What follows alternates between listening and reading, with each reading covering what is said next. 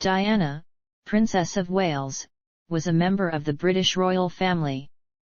She was the first wife of King Charles III and mother of Princes William and Harry. Diana's activism and glamour made her an international icon and earned her enduring popularity as well as almost unprecedented public scrutiny. Diana was born into the British nobility and grew up close to the royal family on their Sandringham estate. In 1981, while working as a nursery teacher's assistant, she became engaged to the Prince of Wales, the eldest son of Queen Elizabeth II.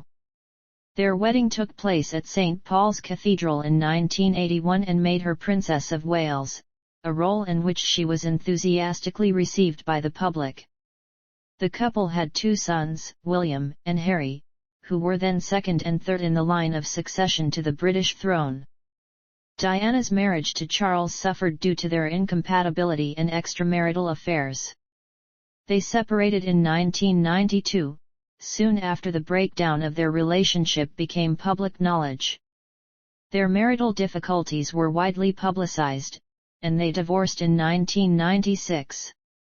As Princess of Wales, Diana undertook royal duties on behalf of the Queen and represented her at functions across the Commonwealth realms.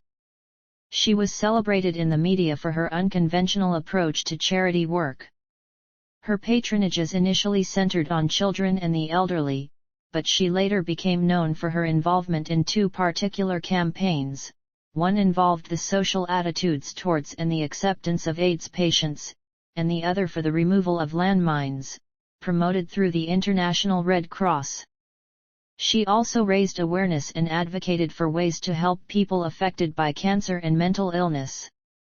Diana was initially noted for her shyness, but her charisma and friendliness endeared her to the public and helped her reputation survive the acrimonious collapse of her marriage.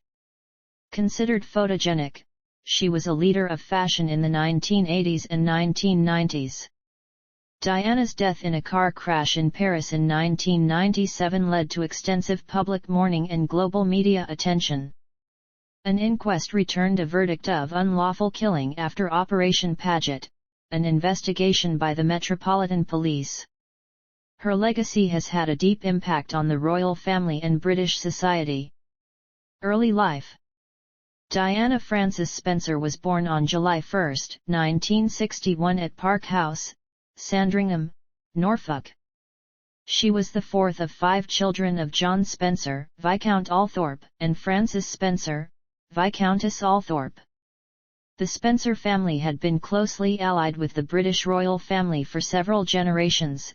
Her grandmothers, Cynthia Spencer, Countess Spencer, and Ruth Roche, Baroness Fermoy, had served as ladies-in-waiting to Queen Elizabeth, the Queen Mother.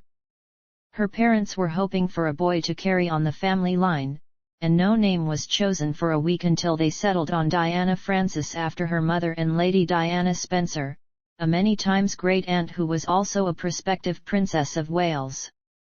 Within the family, she was also known informally as Dutch, a reference to her duchess-like attitude in childhood. On August 30, 1961, Diana was baptized at St. Mary Magdalene Church, Sandringham. She grew up with 3 siblings, Sarah, Jane, and Charles. Her infant brother, John, died shortly after his birth 1 year before Diana was born. The desire for an heir added strain to her parents' marriage, and Lady Althorpe was sent to Harley Street clinics in London to determine the cause of the problem. The experience was described as humiliating by Diana's younger brother, Charles. "It was a dreadful time for my parents and probably the root of their divorce because I don't think they ever got over it." Diana grew up in Park House, situated on the Sandringham estate.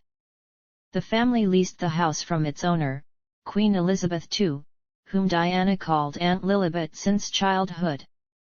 The royal family frequently holidayed at the neighbouring Sandringham house, and Diana played with the Queen's sons Prince Andrew and Prince Edward. Diana was 7 years old when her parents divorced.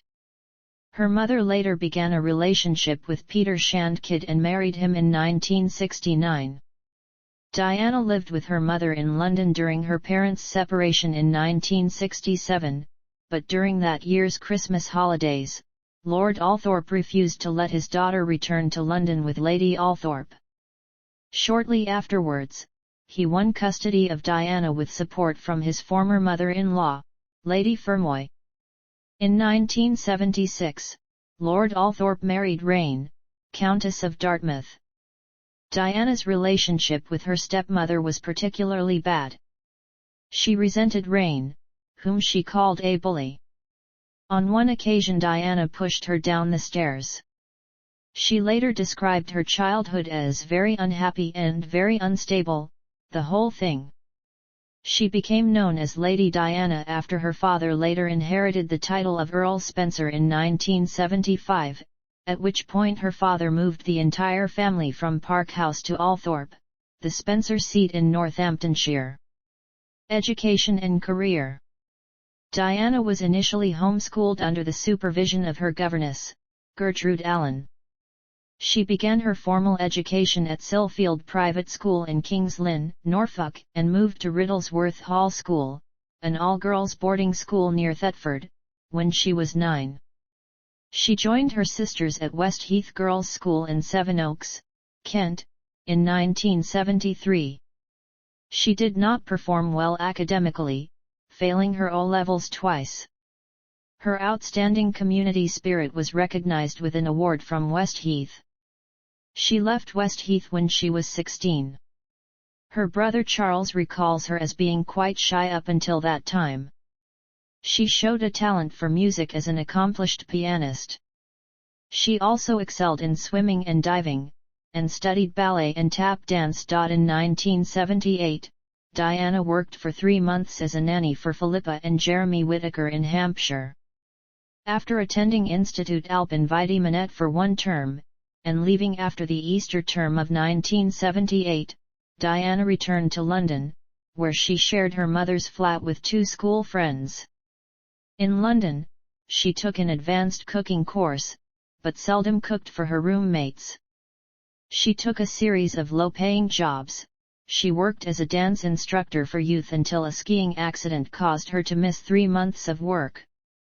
She then found employment as a playgroup school assistant, did some cleaning work for her sister Sarah and several of her friends, and acted as a hostess at parties. She spent time working as a nanny for the Robertsons, an American family living in London, and worked as a nursery teacher's assistant at the Young England School in Pimlico. In July 1979, her mother bought her a flat at Coleherne Court in Earl's Court as an 18th birthday present. She lived there with 3 flatmates until February 25, 1981. Marriage. Diana first met the Prince of Wales, Elizabeth II's eldest son and heir apparent, when she was 16 in November 1977. He was then 29 and dating her older sister, Sarah. Charles and Diana were guests at a country weekend during the summer of 1980 when she watched him play polo, and he took a serious interest in her as a potential bride. The relationship progressed when he invited her aboard the Royal Yacht Britannia for a sailing weekend to Cowes. This was followed by an invitation to Balmoral Castle to meet his family one weekend in November 1980. She was well received by the Queen Mother and the Duke of Edinburgh. Charles subsequently courted Diana in London. He proposed on February 6, 1981 at Windsor Castle, and she accepted, but their engagement was kept secret for 2.5 weeks. Engagement and wedding. Their engagement became official on February 24, 1981. Diana selected her own engagement ring. Following the engagement, she left her occupation as a nursery teacher's assistant and lived for a short period at Clarence House, which was the home of the Queen Mother. She then lived at Buckingham Palace until the wedding, where, according to biographer Ingrid Seward, her life was incredibly lonely. Diana was the first English woman to marry the first in line to the throne since Anne Hyde married the future James II over 300 years earlier, and she was also the first royal bride to have a paying job before her engagement. She made her first public appearance with Prince Charles in a charity ball in March 1981 at Goldsmiths Hall, where she met Grace, Princess of Monaco. 20-year-old Diana became the Princess of Wales when she married Charles on July 29, 1981. The wedding was held at St. Paul's Cathedral, which offered more seating than Westminster Abbey, a church that was generally used for royal nuptials. The service was widely described as a fairytale wedding and was watched by a global television audience of 750 million people, while 600,000 spectators lined the streets to catch a glimpse of the couple en route to the ceremony. At the altar, Diana inadvertently reversed the order of his first two names, saying Philip Charles Arthur George instead. She did not say she would obey him.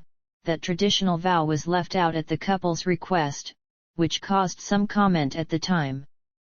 Diana wore a dress valued at £9,000 with a 25-foot train. After she became Princess of Wales, Diana automatically acquired rank as the third highest female in the British Order of Precedence, and was fifth or sixth in the orders of precedence of her other realms, following the Queen, the relevant Viceroy, the Duke of Edinburgh, the Queen Mother, and the Prince of Wales. Within a few years of the wedding, the Queen extended Diana visible tokens of membership in the royal family.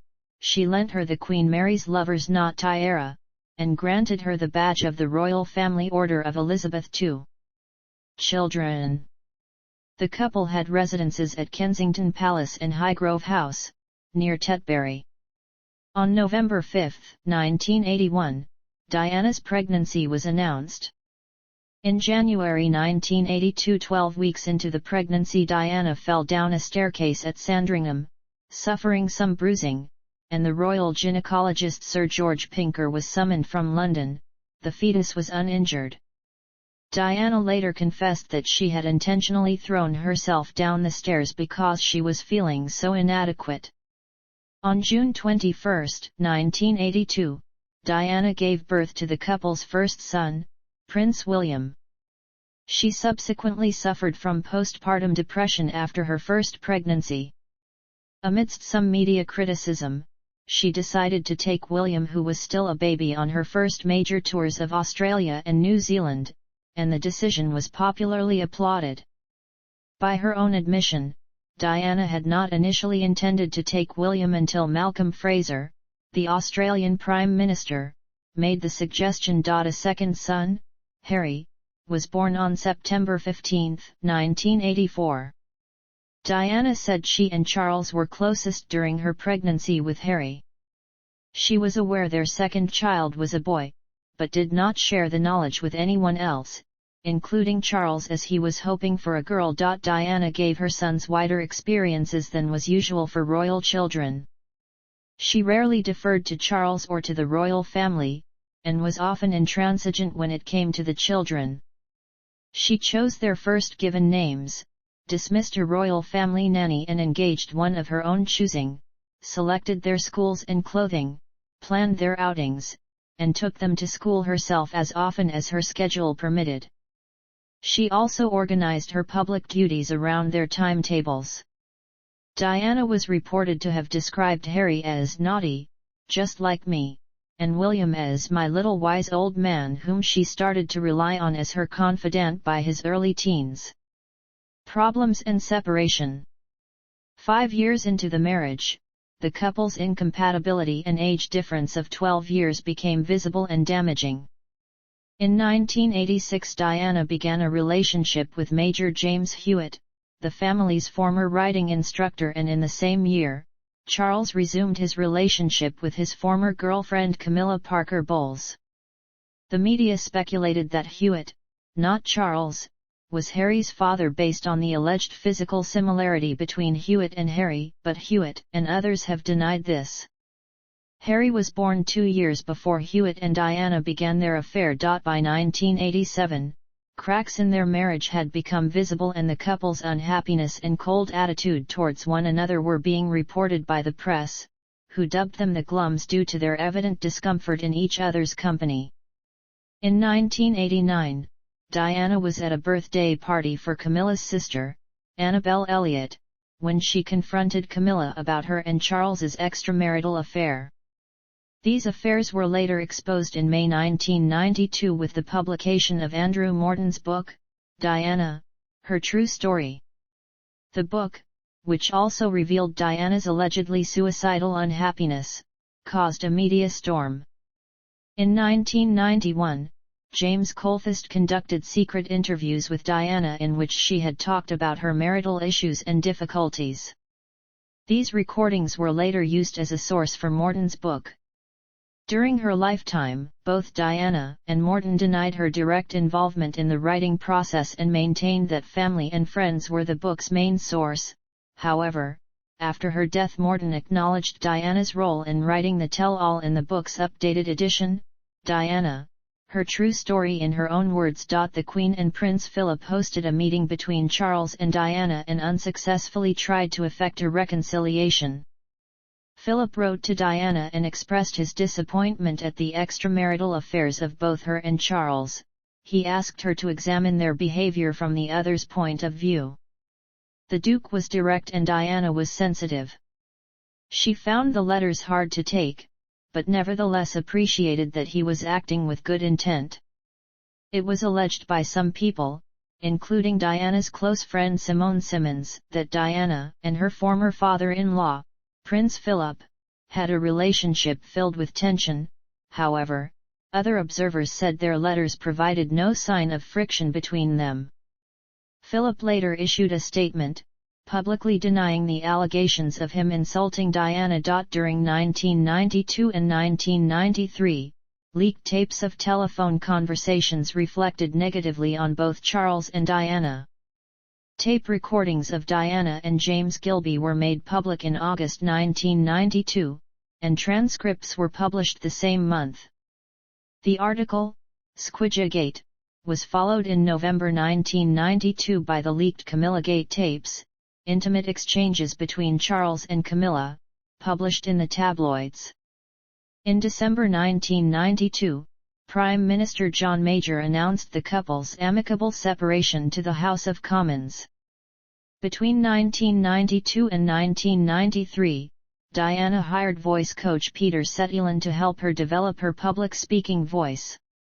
In a videotape recorded by Settilan in 1992, Diana said that in 1984 through to 1986, she had been deeply in love with someone who worked in this environment.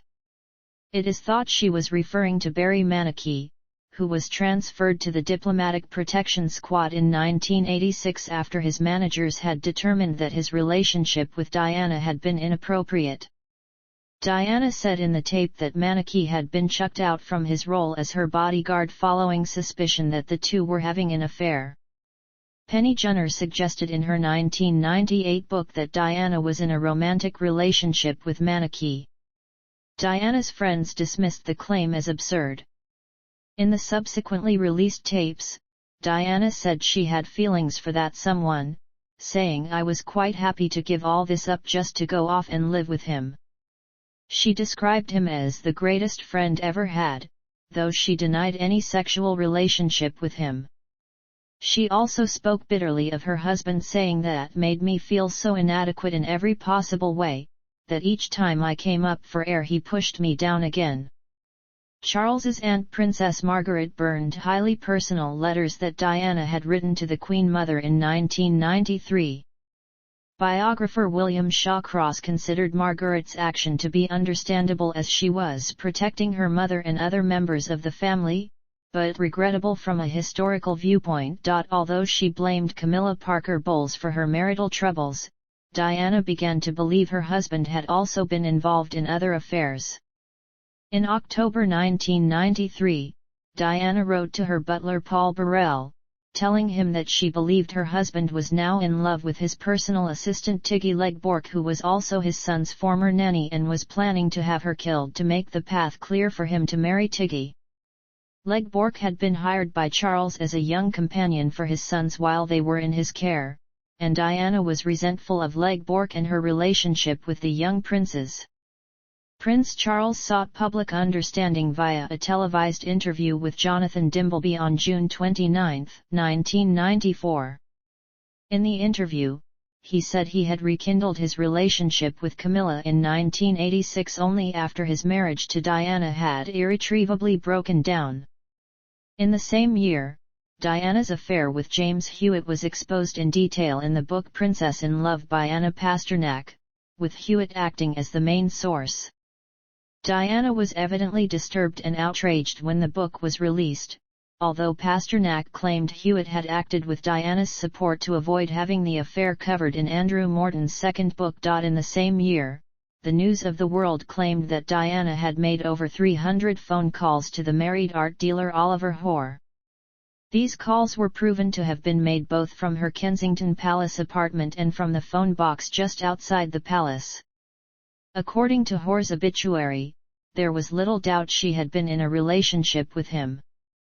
However, Diana denied any romantic relationship with Hoare, whom she described as a friend, and said that a young boy was the source of the nuisance calls made to Hoare. She was also linked by the press to rugby union player Will Carling and private equity investor Theodore J. Forstmann, yet these claims were neither confirmed nor proven. Divorce. Journalist Martin Bashir interviewed Diana for the BBC current affairs show Panorama. The interview was broadcast on November 20, 1995.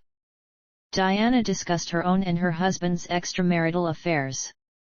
Referring to Charles's relationship with Camilla, she said, "Well, there were 3 of us in this marriage, so it was a bit crowded."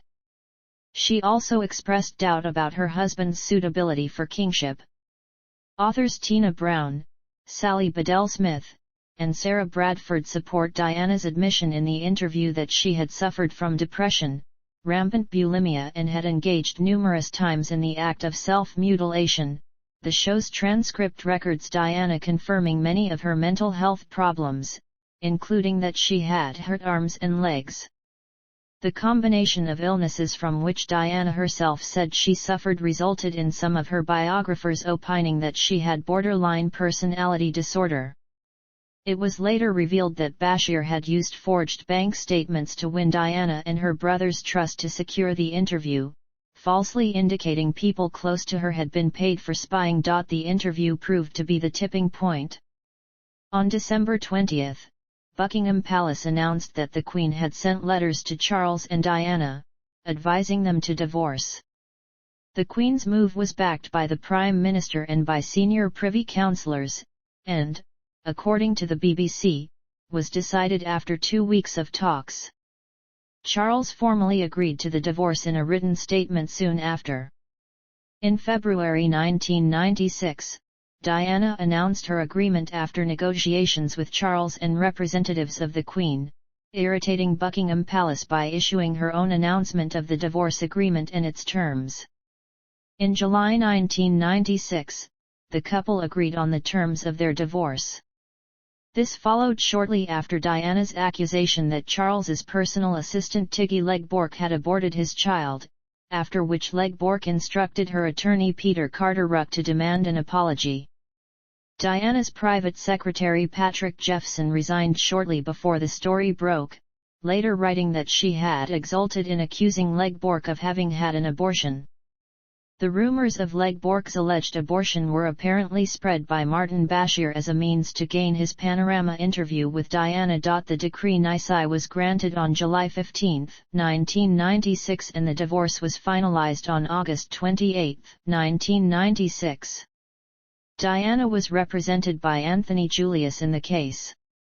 She received a lump sum settlement of £17 million as well as £400,000 per year. The couple signed a confidentiality agreement that prohibited them from discussing the details of the divorce or of their married life. Days before, letters patent were issued with general rules to regulate royal titles after divorce. Diana lost the style Her Royal Highness and instead was styled Diana, Princess of Wales. As the mother of the prince expected to one day ascend to the throne, she continued to be regarded as a member of the royal family and was accorded the same precedence she enjoyed during her marriage. The Queen reportedly wanted to let Diana continue to use the style of Royal Highness after her divorce, but Charles had insisted on removing it. Prince William was reported to have reassured his mother, "Don't worry, Mummy, I will give it back to you one day when I am king." Almost a year before, according to Tina Brown, Prince Philip had warned Diana, "If you don't behave, my girl, we'll take your title away." She is said to have replied, "My title is a lot older than yours, Philip." Public life. Public appearances. Following her engagement to Prince Charles, Diana made her first official public appearance in March 1981 in a charity event at Goldsmiths Hall. She attended the Trooping the Colour for the first time in June 1981, making her appearance on the balcony of Buckingham Palace afterwards. In October 1981, Charles and Diana visited Wales. Diana attended the state opening of Parliament for the first time on November 4, 1981. Her first solo engagement was a visit to Regent Street on November 18, 1981 to switch on the Christmas lights. Diana made her inaugural overseas tour in September 1982, to attend the state funeral of Grace, Princess of Monaco. Also in 1982, Diana was created a Grand Cross of the Order of the Crown by Queen Beatrix. In 1983, she accompanied Charles on a tour of Australia and New Zealand with Prince William. The tour was a success and the couple drew immense crowds, though the press focused more on Diana rather than Charles, coining the term Dianamania as a reference to people's obsession with her. While sitting in a car with Charles near the Sydney Opera House, Diana burst into tears for a few minutes, which their office stated was due to jet lag and the heat. In New Zealand, the couple met with representatives of the Maori people. Their visit to Canada in June and July 1983 included a trip to Edmonton to open the 1983 Summer Universiade and a stop in Newfoundland to commemorate the 400th anniversary of that island's acquisition by the Crown. In 1983, she was targeted by the Scottish National Liberation Army who tried to deliver a letter bomb to her. In February 1984, Diana was the patron of London City Ballet when she travelled to Norway on her own to attend a performance organised by the company. In April 1985, Charles and Diana visited Italy, and were later joined by Princes William and Harry. They met with President Alessandro Pertini. Their visit to the Holy See included a private audience with Pope John Paul II. In autumn 1985, they returned to Australia, and their tour was well received by the public and the media, who referred to Diana as Diamond Princess and the jewel in the crown. In November 1985, the couple visited the United States, meeting President Ronald Reagan and First Lady Nancy Reagan at the White House. Diana had a busy year in 1986 as she and Charles toured Japan, Spain, and Canada. In Canada, they visited Expo 86, where Diana fainted in the California Pavilion. In November 1986, she went on a 6-day tour to Oman, Qatar, Bahrain, and Saudi Arabia, where she met King Fahd and Sultan Qaboos bin Said Al Said. In 1988, Charles and Diana visited Thailand and toured Australia for the bicentenary celebrations. In February 1989, she spent a few days in New York as a solo visit, mainly to promote the works of the Welsh National Opera, of which she was a patron. During a tour of Harlem Hospital Center, she made a profound impact on the public by spontaneously hugging a 7-year-old child with AIDS. In March 1989, she had her second trip to the Arab states of the Persian Gulf, in which she visited Kuwait and the UAE. In March 1990, Diana and Charles toured Nigeria and Cameroon. The President of Cameroon hosted an official dinner to welcome them in Yaoundé. Highlights of the tour included visits by Diana to hospitals and projects focusing on women's development. In May 1990, they visited Hungary for 4 days. It was the first visit by members of the royal family to a former Warsaw Pact country. They attended a dinner hosted by President Arpad Ganch and viewed a fashion display at the Museum of Applied Arts in Budapest. Peto Institute was among the places visited by Diana, and she presented its director with an honorary OBE. In November 1990, the royal couple went to Japan to attend the enthronement of Emperor Akihito. In her desire to play an encouraging role during the Gulf War, Diana visited Germany in December 1990 to meet with the families of soldiers. She subsequently traveled to Germany in January 1991 to visit RAF Bruggen, and later wrote an encouraging letter which was published in Soldier, Navy News, and RAF News. In 1991, Charles and Diana visited Queen's University in Kingston, Ontario, where they presented the university with a replica of their royal charter. In September 1991, Diana visited Pakistan on a solo trip, and went to Brazil with Charles.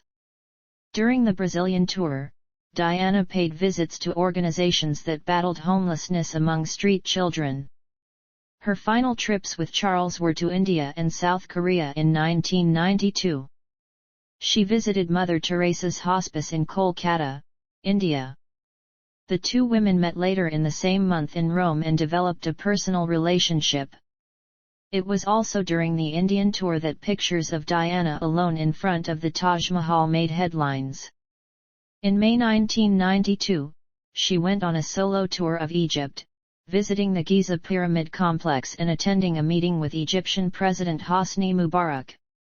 In November 1992, she went on an official solo trip to France and had an audience with President François Mitterrand. In March 1993, she went on her first solo trip after her separation from Charles, visiting a leprosy hospital in Nepal where she met and came into contact with some patients, marking the first time they had ever been touched by a dignitary who had come to visit. In December 1993, she announced that she would withdraw from public life, but in November 1994 she said she wished to make a partial return. In her capacity as the Vice President of British Red Cross, she was interested in playing an important role for its 125th anniversary celebrations. Later, the Queen formally invited her to attend the anniversary celebrations of D-Day.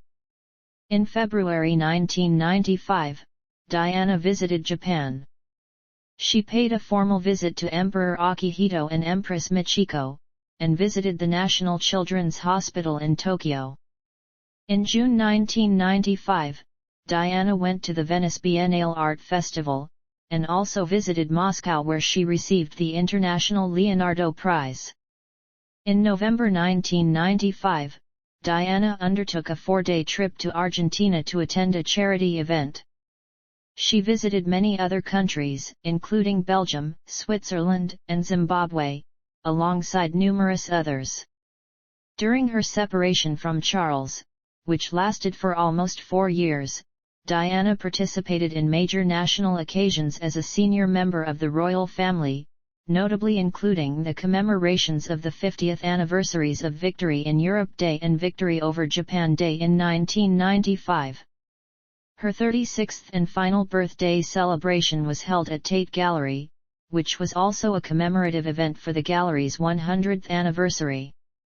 In July 1997, Diana attended Gianni Versace's funeral in Milan, Italy. Charity work and patronage. In 1983, she confided to the Premier of Newfoundland, Brian Peckford, "I am finding it very difficult to cope with the pressures of being Princess of Wales, but I am learning to cope with it."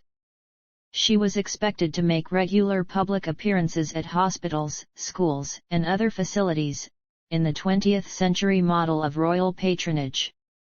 From the mid-1980s, she became increasingly associated with numerous charities. She carried out 191 official engagements in 1988 and 397 in 1991.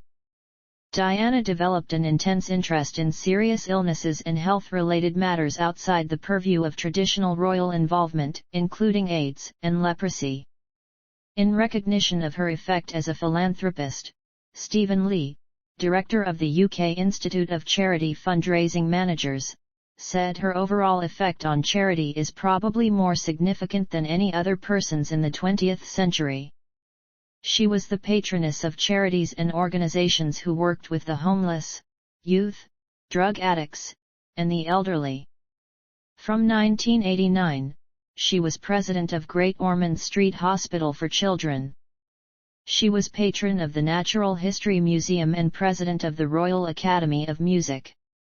From 1984 to 1996, she was president of Barnardo's, a charity founded by Dr. Thomas John Barnardo in 1866 to care for vulnerable children and young people.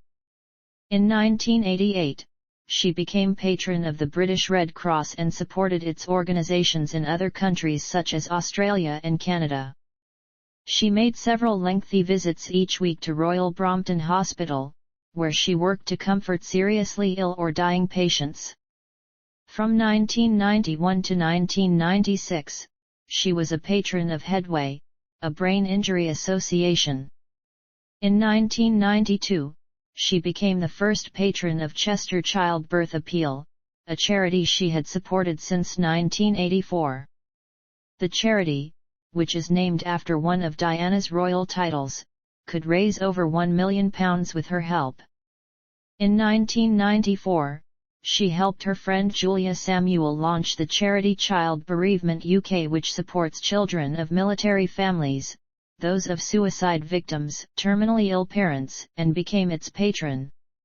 Prince William later replaced his mother as the charity's royal patron. Her patronages also included Landmine Survivors Network, Help the Aged, the National Hospital for Neurology and Neurosurgery, the British Lung Foundation, Eureka, the National Children's Orchestra, British Red Cross Youth, the Guinness Trust, Meningitis Trust, the Malcolm Sargent Cancer Fund for Children, the Royal School for the Blind, Welsh National Opera, the Variety Club of New Zealand, Birthright, the British Deaf Association, All England Lawn Tennis and Croquet Club, Anglo-European College of Chiropractic, Royal Anthropological Institute of Great Britain and Ireland, Royal National Orthopaedic Hospital, British Sports Association for the Disabled, British Youth Opera, Faculty of Dental Surgery of the Royal College of Surgeons of England, London City Ballet,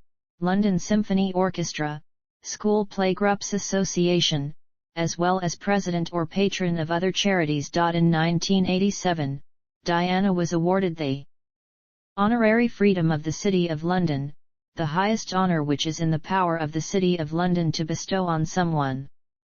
In June 1995, she travelled to Moscow. She paid a visit to a children's hospital she had previously supported when she provided them with medical equipment. In Moscow, she received the International Leonardo Prize, which is given to the most distinguished patrons and people in the arts, medicine, and sports. In December 1995, Diana received the United Cerebral Palsy Humanitarian of the Year Award in New York City for her philanthropic efforts. In October 1996, for her works on the elderly, she was awarded a gold medal at a healthcare conference organized by the Pio Manzu Center in Rimini, Italy. The day after her divorce, she announced her resignation from over 100 charities and retained patronages of only 6: Centrepoint, English National Ballet, Great Ormond Street Hospital, the Leprosy Mission, National AIDS Trust, and the Royal Marsden Hospital. She continued her work with the British Red Cross anti-personnel landmines campaign, but was no longer listed as patron. In May 1997, Diana opened the Richard Attenborough Centre for Disability and the Arts in Leicester, after being asked by her friend Richard Attenborough. In June 1997, and at the suggestion of her son William, some of her dresses and suits were sold at Christie's auction houses in London and New York, and the proceeds that were earned from these events were donated to charities. Her final official engagement was a visit to Northwick Park Hospital, London, on July 21, 1997. She was scheduled to attend a fundraiser at the Osteopathic Center for Children on September 4, 1997, upon her return from Paris. HIV/AIDS. Landmines. Cancer. Other areas. Privacy and legal issues. In November 1980, the Sunday Mirror ran a story claiming that Charles had used the royal train twice for secret love rendezvous with Diana, prompting the palace to issue a statement, calling the story a total fabrication and demanding an apology. The newspaper editors, however, insisted that the woman boarding the train was Diana and declined to apologize.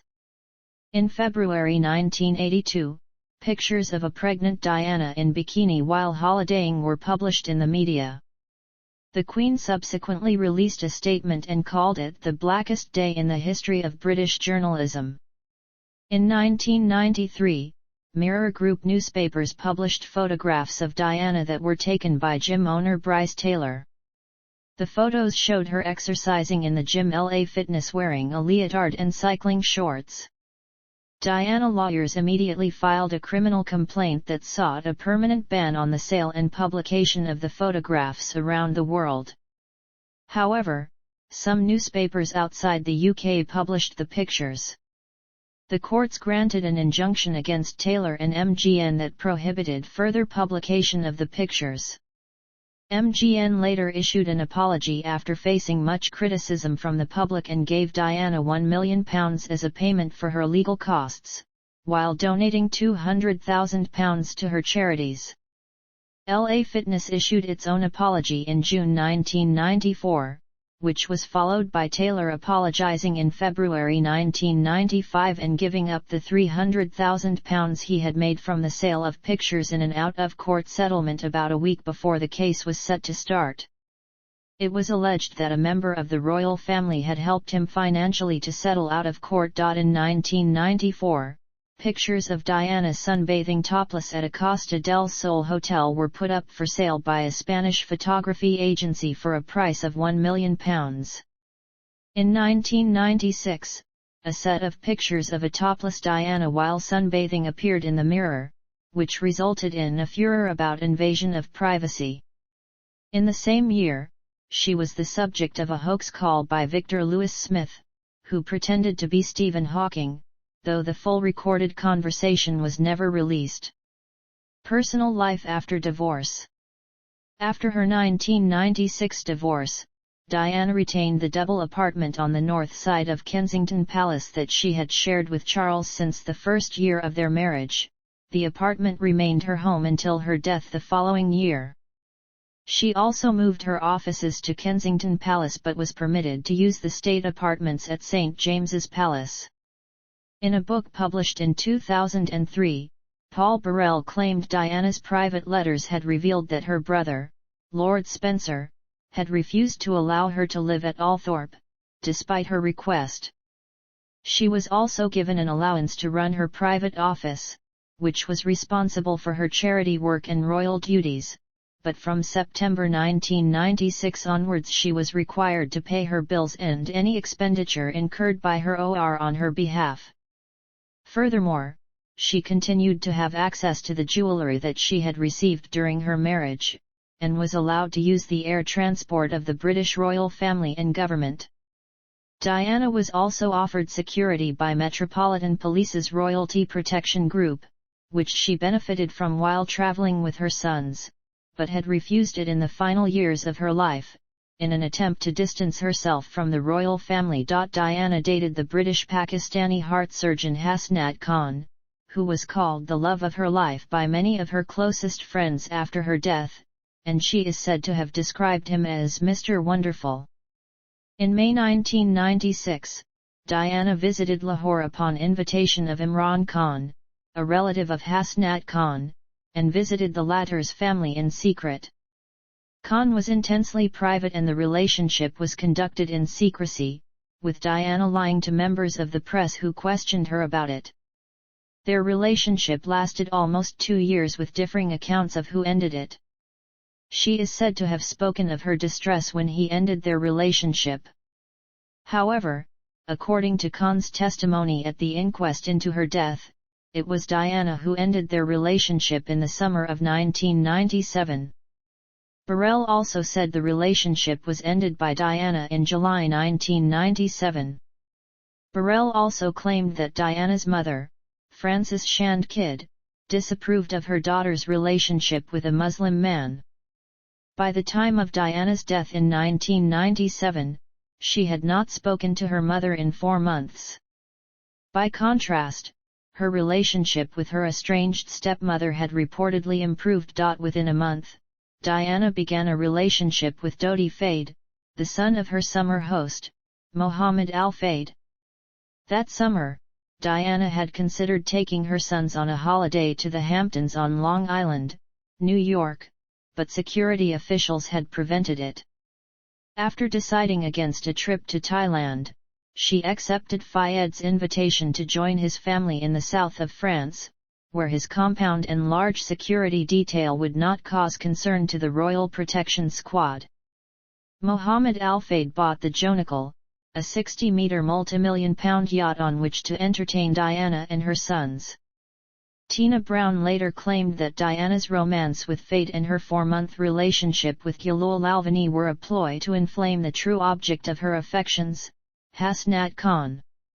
In the years after her death, Burrell, journalist Richard Kay, and voice coach Stuart Pearce have claimed that Diana was also thinking about buying a property in the United States. Death. On August 31, 1997, Diana died in a car crash in the Pont de l'Alma tunnel in Paris while the driver was fleeing the paparazzi. The crash also resulted in the deaths of her companion Dodi Fayed and the driver, Henri Paul, who was the acting security manager of the Hotel Ritz Paris.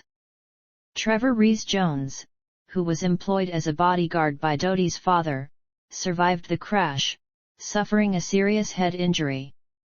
The televised funeral, on September 6, was watched by a British television audience that peaked at 32.10 million, which was one of the United Kingdom's highest viewing figures ever. Millions more watched the event around the world. Tribute, funeral, and burial. The sudden and unexpected death of an extraordinarily popular royal figure brought statements from senior figures worldwide and many tributes by members of the public. People left flowers, candles, cards, and personal messages outside Kensington Palace for many months. Her coffin, draped with the royal flag, was brought to London from Paris by Prince Charles and Diana's 2 sisters on August 31, 1997.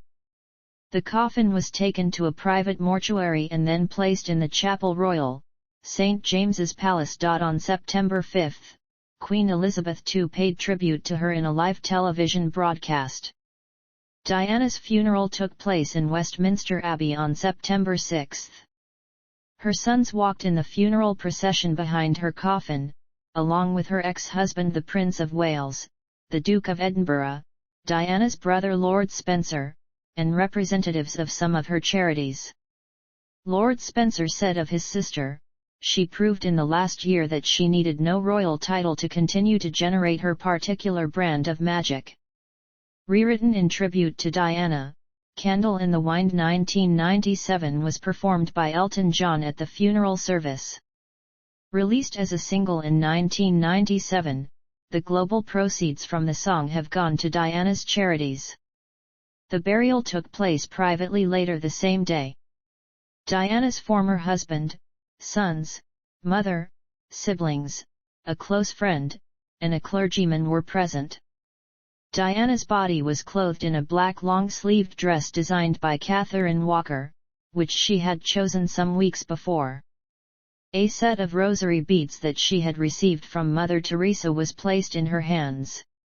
Diana's grave is on an island within the grounds of Althorpe Park, the Spencer family home for centuries. The burial party was provided by the 2nd Battalion, the Princess of Wales's Royal Regiment, who carried Diana's coffin across to the island and laid her to rest. Diana was the regiment's colonel-in-chief from 1992 to 1996. The original plan was for Diana to be buried in the Spencer family vault at the local church in nearby Great Brington, but Lord Spencer said he was concerned about public safety and security and the onslaught of visitors that might overwhelm Great Brington. He decided Diana would be buried where her grave could be easily cared for and visited in privacy by William, Harry, and other relatives. Conspiracy theories, inquest, and verdict.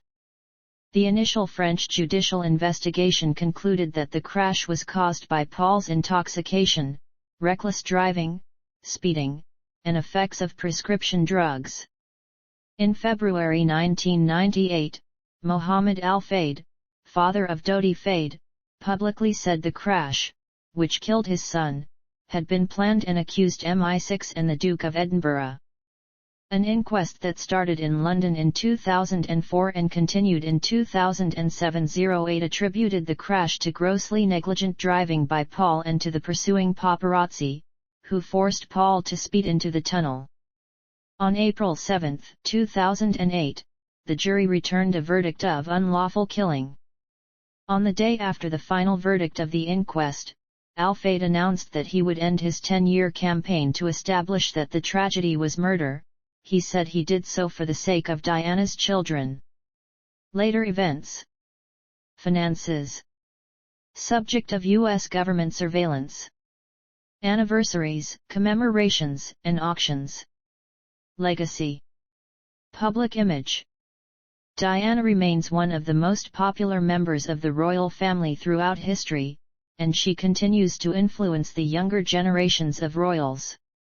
She was a major presence on the world stage from her engagement to Prince Charles in 1981 until her death in 1997, and was often described as the world's most photographed woman. She was noted for her compassion, style, charisma, and high-profile charity work, as well as her ill-fated marriage. Diana's former private secretary Patrick Jeffson described her as an organized and hard-working person, and pointed out Charles was not able to reconcile with his wife's extraordinary popularity, a viewpoint supported by biographer Tina Brown. He also said she was a tough boss who was equally quick to appreciate hard work but could also be defiant if she felt she had been the victim of injustice. Diana's mother also defined her as a loving figure who could occasionally be tempestuous. Paul Burrell, who worked as a butler for Diana, remembered her as a deep thinker who was capable of introspective analysis.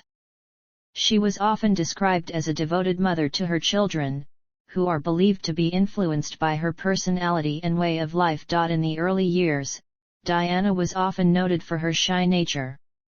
Journalist Michael White perceived her as being smart, shrewd, and funny. Those who communicated with her closely describe her as a person who was led by her heart. In an article for The Guardian, Monica Ali described Diana as a woman with a strong character, who entered the royal family as an inexperienced girl and, despite being uneducated, she could handle their expectations and overcome the difficulties and sufferings of her marital life. Ali also believed that she had a lasting influence on the public discourse, particularly in matters of mental health by discussing her eating disorder publicly. According to Tina Brown, in her early years Diana possessed a passive power, a quality that in her opinion she shared with the Queen Mother and a trait that would enable her to instinctively use her appeal to achieve her goals. Brown also believed that Diana was capable of charming people with a single glance. Diana was widely known for her encounters with sick and dying patients, and the poor and unwanted whom she used to comfort, an action that earned her more popularity. She was mindful of people's thoughts and feelings, and later revealed her wish to become a beloved figure among the people, saying in her 1995 interview, that I'd like to be a queen of people's hearts, in people's hearts. Known for her easygoing attitude, she reportedly hated formality in her inner circle, asking people not to jump up every time she enters the room. Diana is often credited with widening the range of charity works carried out by the royal family in a more modern style. Eugene Robinson of The Washington Post wrote in an article that Diana imbued her role as royal princess with vitality, activism and, above all, glamour. Alicia Carroll of the New York Times described Diana as a breath of fresh air who was the main reason the royal family was known in the United States. In Anthony Holden's opinion, Diana was visibly reborn after her separation from Charles, a point in her life that was described by Holden as her moment of triumph, which put her on an independent path to success. Biographer Sarah Bradford commented, "The only cure for her suffering would have been the love of the Prince of Wales, which she so passionately desired, something which would always be denied her. His was the final rejection. The way in which he consistently denigrated her reduced her to despair." Despite all the marital issues and scandals, Diana continued to enjoy a high level of popularity in the polls while her husband was suffering from low levels of public approval. Her peak popularity rate in the United Kingdom between 1981 and 2012 was 47%. Highly regarded by the LGBT community due to her work with gay men suffering from AIDS, Diana is considered to be a gay icon. Diana had become what Prime Minister Tony Blair called the People's Princess, an iconic national figure. He had reportedly said that she had shown the nation a new way to be British. Her sudden death brought an unprecedented spasm of grief and mourning, and subsequently a crisis arose in the royal household. Andrew Marr said that by her death she revived the culture of public sentiment, while The Guardian's Matthew D. Ancona dubbed Diana the Queen of the Realm of Feeling and said that the impassioned aftermath of her death was a bold punctuation mark in a new national narrative that favored disinhibition, empathy, and personal candor. Her brother, the Earl Spencer, captured her role. Diana was the very essence of compassion, of duty, of style, of beauty. All over the world she was a symbol of selfless humanity. All over the world, a standard-bearer for the rights of the truly downtrodden, a very British girl who transcended nationality. Someone with a natural nobility who was classless and who proved in the last year that she needed no royal title to continue to generate her particular brand of magic. In 1997, Diana was one of the runners-up for Time magazine's Person of the Year. In 1999, Time magazine named Diana one of the 100 most important people of the 20th century. In 2002, Diana ranked third on the BBC's poll of the 100 greatest Britons, above the Queen and other British monarchs. In 2003, VH1 ranked her at number 9 on its 200 greatest pop culture icons list, which recognizes the folks that have significantly inspired and impacted American society. In 2006, the Japanese public ranked Diana 12th in the top 100 historical persons in Japan. In 2018, Diana ranked 15th on the BBC History's poll of 100 women who changed the world. In 2020, Time magazine included Diana's name on its list of 100 Women of the Year. She was chosen as the Woman of the Year 1987 for her efforts in destigmatizing the conditions surrounding HIV/AIDS patients. Despite being regarded as an iconic figure and a popular member of the royal family, Diana was subject to criticism during her life.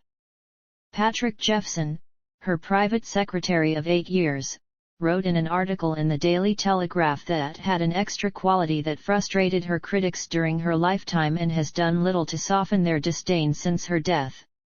Diana was criticized by philosophy professor Anthony O'Hear, who in his notes argued that she was unable to fulfill her duties, her reckless behavior was damaging the monarchy, and she was self-indulgent in her philanthropic efforts.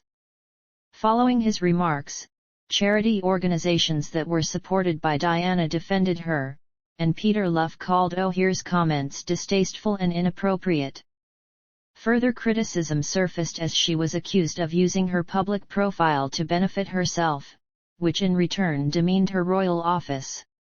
Diana's unique type of charity work, which sometimes included physical contact with people affected by serious diseases, occasionally had a negative reaction in the media. Diana's relationship with the press and the paparazzi has been described as ambivalent.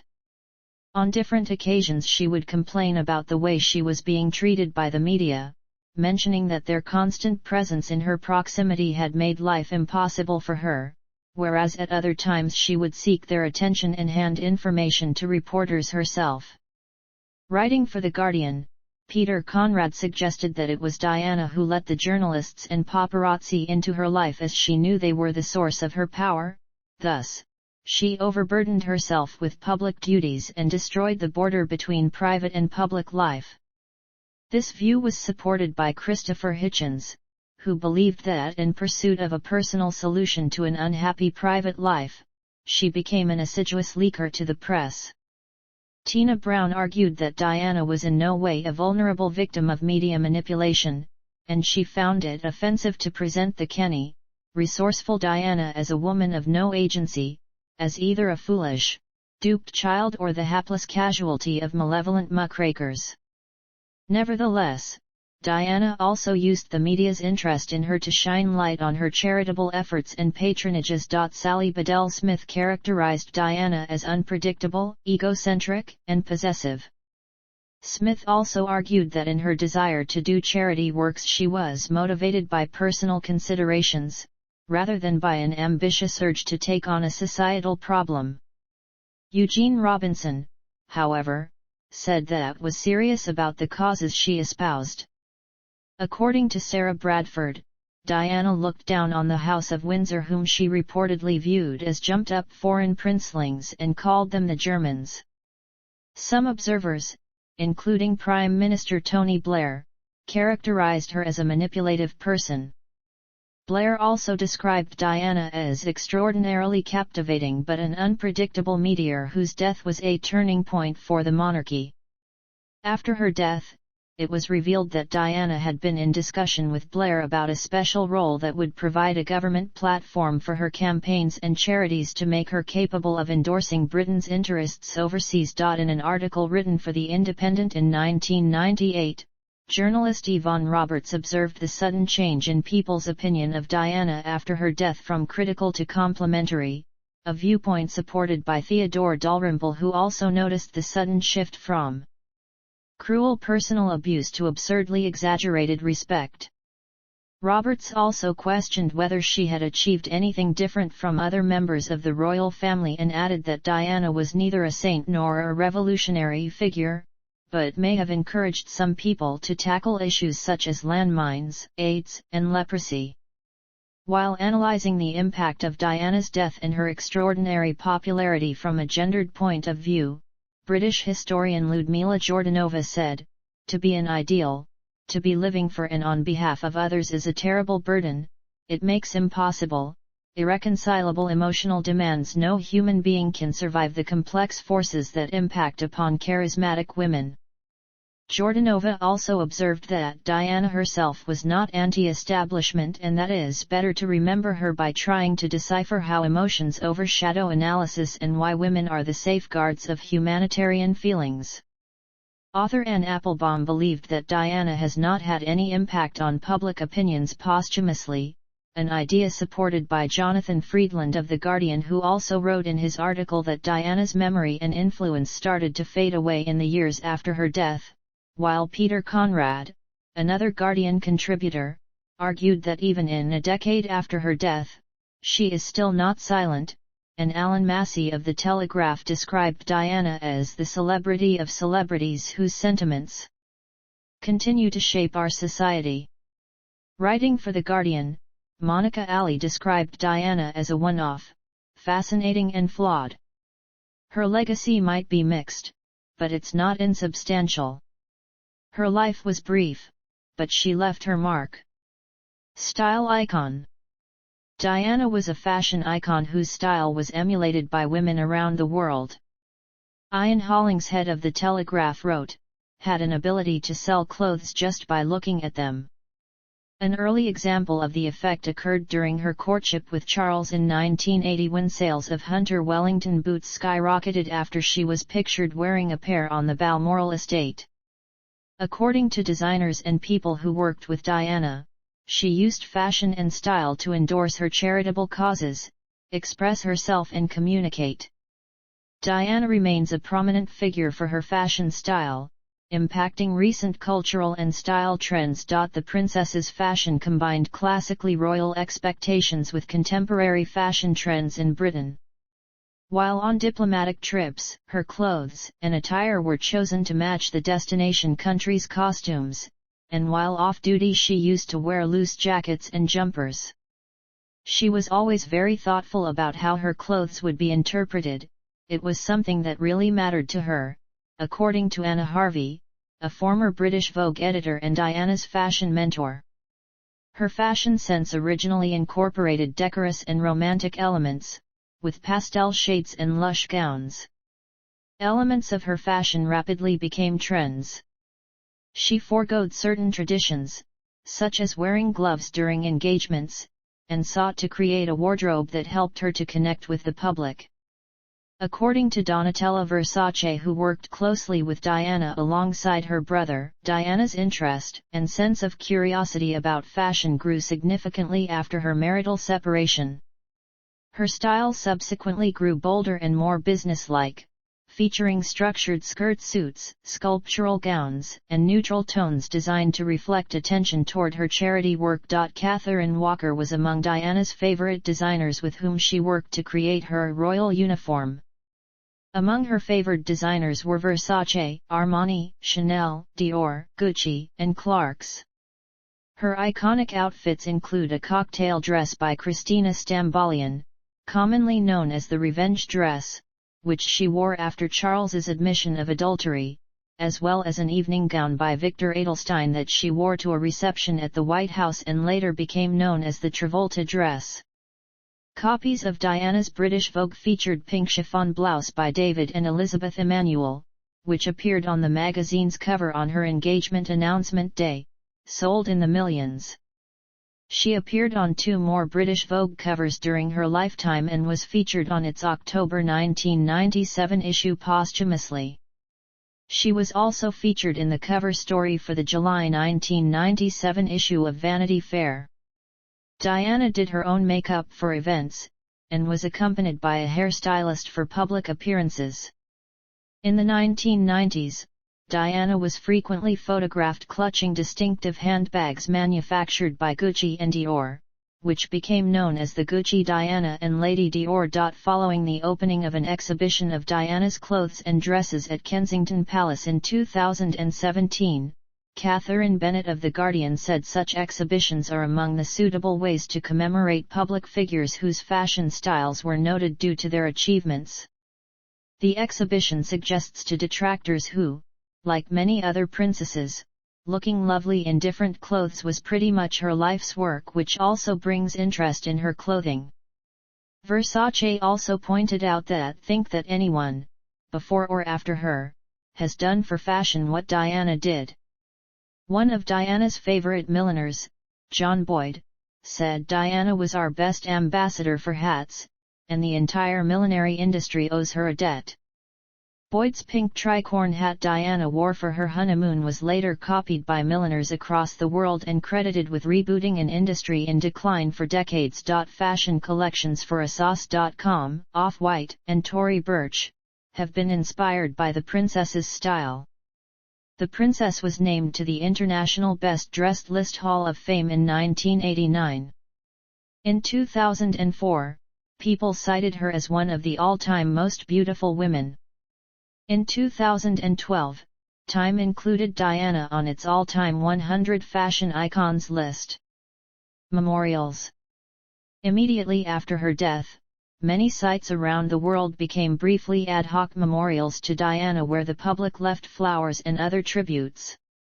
Her son, Prince William, has stated that the outpouring of public grief after her death changed the British psyche, for the better, while journalist Alastair Campbell noted that it assisted in diminishing the stiff upper lip approach. The largest memorial was outside the gates of Kensington Palace, where people continue to leave flowers and tributes. Permanent memorials include the Diana, Princess of Wales Memorial Gardens in Regent Centre Gardens, Kirkintilloch. The Diana, Princess of Wales Memorial Fountain in Hyde Park, London, opened by Queen Elizabeth II. The Diana, Princess of Wales Memorial Playground in Kensington Gardens, London. The Diana, Princess of Wales Memorial Walk, a circular path between Kensington Gardens, Green Park, Hyde Park, and St James's Park, London. The Diana Memorial Award, established in 1999 and later relaunched in 2007 by Gordon Brown. Statue of Diana, Princess of Wales, in the sunken garden of Kensington Palace, commissioned by Prince William and Prince Harry.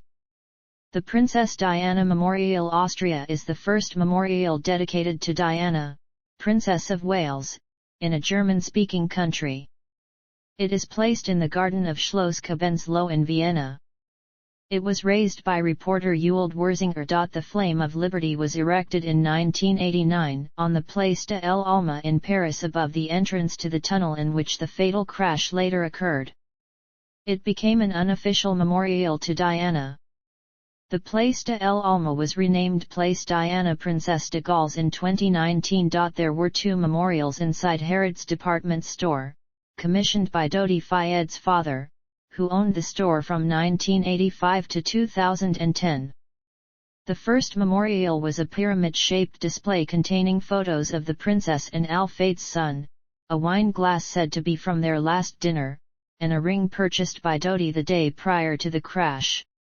The second, Innocent Victims, unveiled in 2005, was a bronze statue of Fayed dancing with Diana on a beach beneath the wings of an albatross.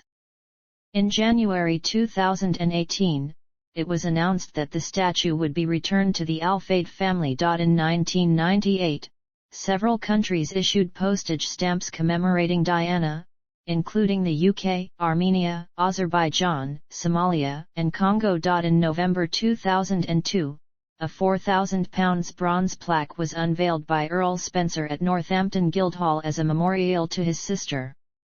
In February 2013, OCAD University in Toronto announced that its new 25,000 square foot arts centre would be named the Princess of Wales Visual Arts Centre. Princess Diana Drive was named in her memory in Trenton, New Jersey.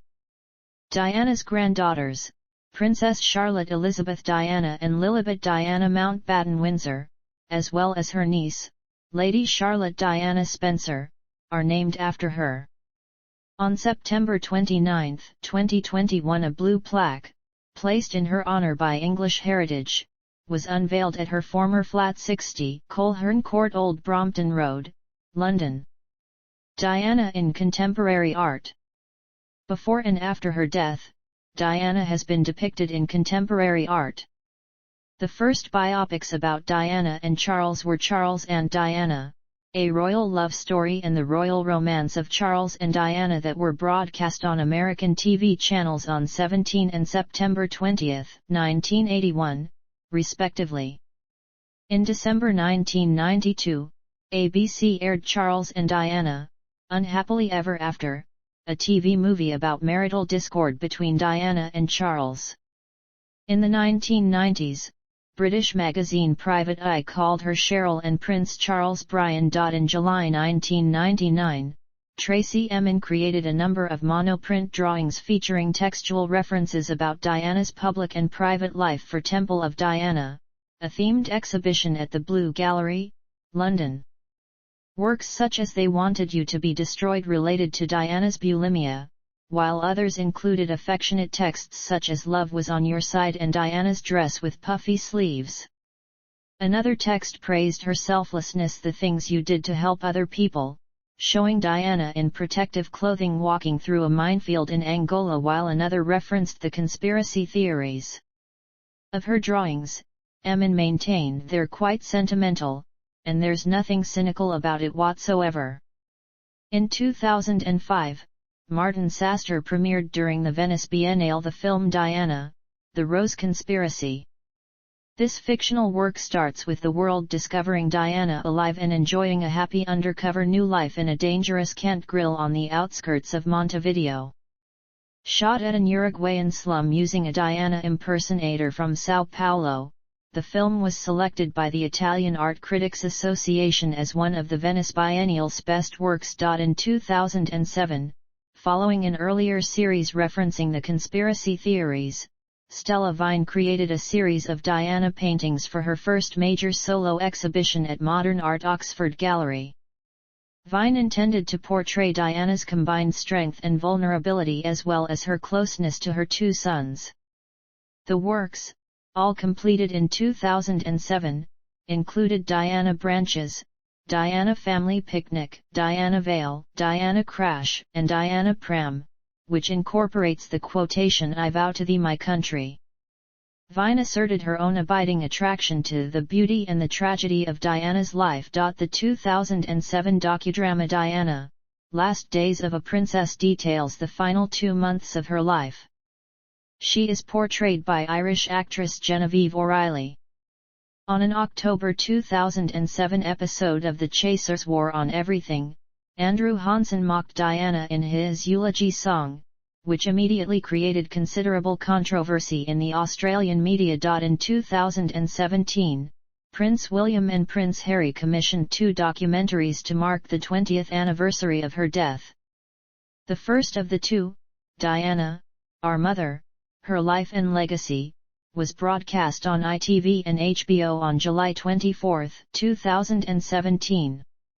This film focuses on Diana's legacy and humanitarian efforts for causes such as AIDS, landmines, homelessness, and cancer.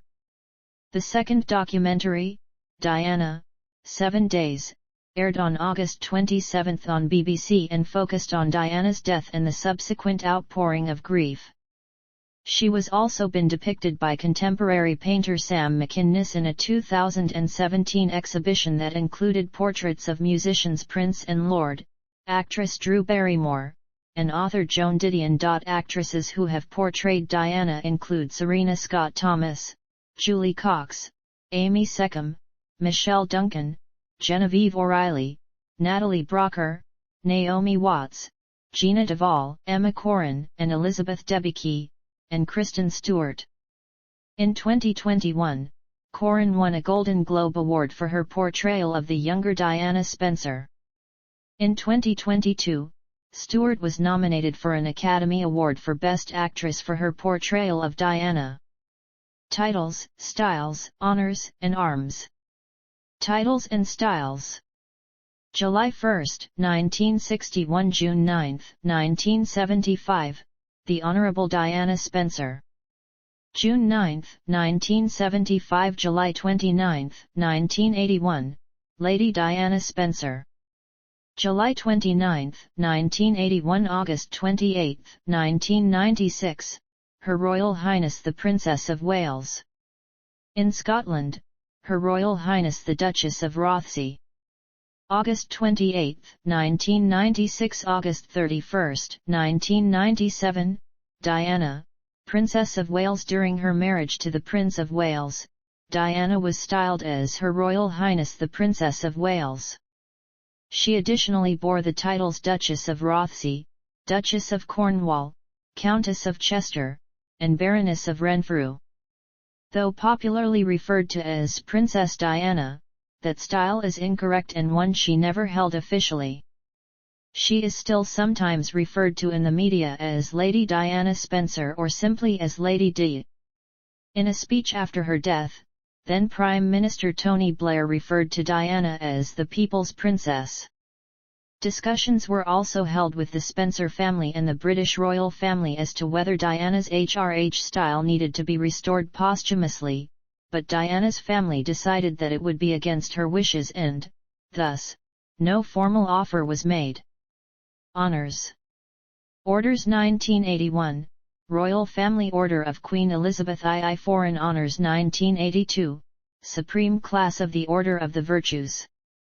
November 18, 1982, Grand Cross of the Order of the Crown, bestowed by Queen Beatrix of the Netherlands. Appointments 1988, Royal Bencher of the Honourable Society of the Middle Temple Fellowships 1988, the Royal College of Surgeons of England, Honorary Fellow in Dental Surgery. Freedom of the City October 29, 1981, Cardiff. January 29, 1986, Carlisle. 1987, London.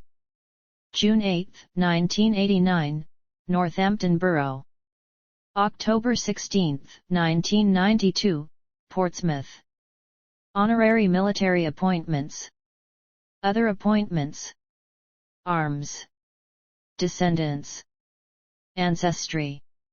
Diana was born into the British Spencer family, different branches of which hold the titles of Duke of Marlborough, Earl Spencer, Earl of Sunderland, and Baron Churchill.